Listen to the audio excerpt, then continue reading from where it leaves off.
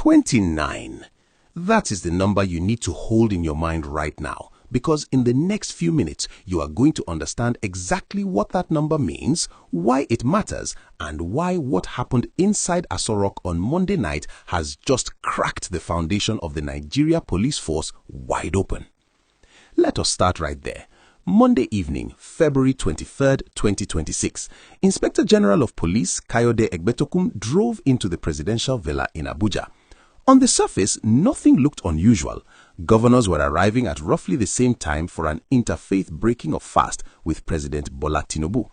But Egbetokun was not there for any dinner.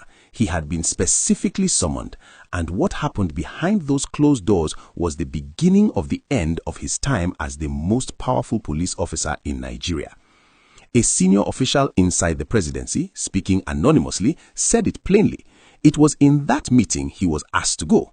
By Tuesday morning, February 24th, the presidential spokesperson, Bayo Onanuga, confirmed it to the public. His exact statement was brief and deliberate. The IGP resigned in a letter today, citing family issues that require his undivided attention. He was not sacked. Now, officially, that is the line, family issues.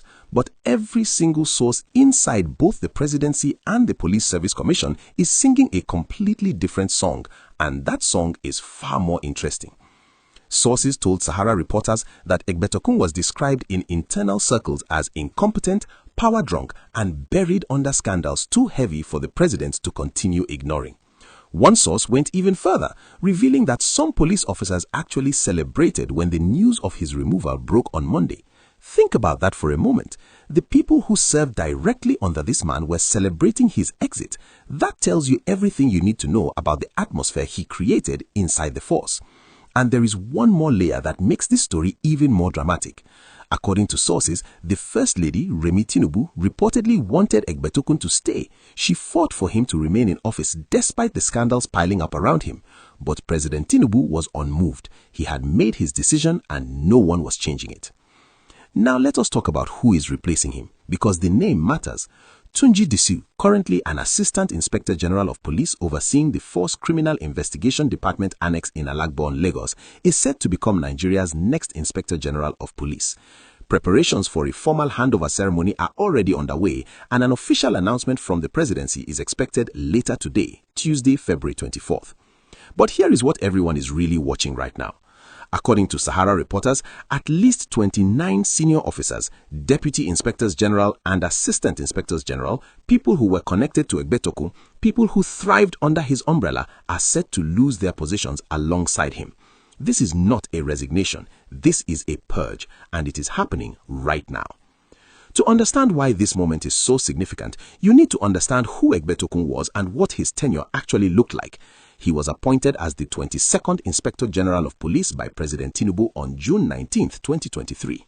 He was 58 years old at the time, which immediately created a problem because under the Police Act, mandatory retirement kicks in at 60. By September 2024, he should have been gone, but the National Assembly stepped in, amended the Police Act and gave him a lifeline, allowing an IGP to complete a full 4-year term regardless of age or years of service. Critics were furious. Civil society groups called it favoritism dressed up in legislation. Yet the controversy did not stop there. It was only just beginning. Sahara reporters exclusively reported that a woman named Bukola Yemisi Kuti, Egbetokun's principal staff officer, received rapid, questionable promotions under his watch.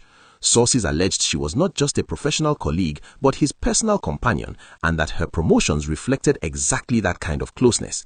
Then came the financial scandal that made even more people stop and stare. A report alleged that 100 million naira from Anambra State security vote was traced directly to the account of Victor, Egbetokun's own son.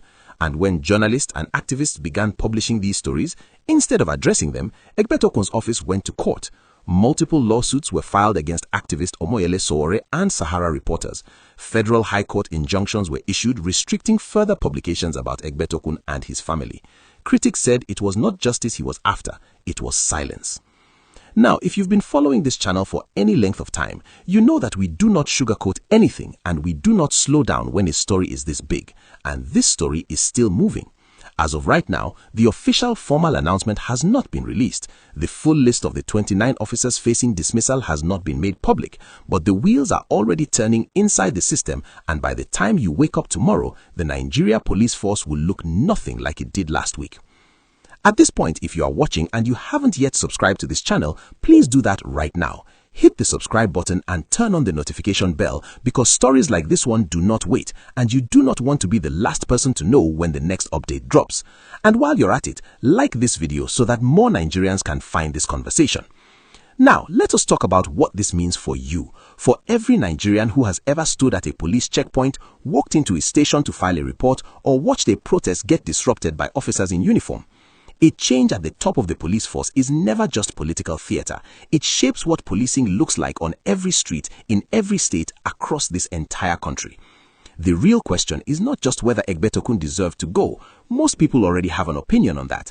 The real question is whether Tunji Disu, the incoming IGP, will walk into that office and actually do something different, or whether a new name will simply inherit the same broken culture and carry it forward unchanged. That is the conversation Nigeria needs to have right now, and we want to have it with you. Do you believe this shakeup is genuine reform, or is it just political house cleaning ahead of 2027?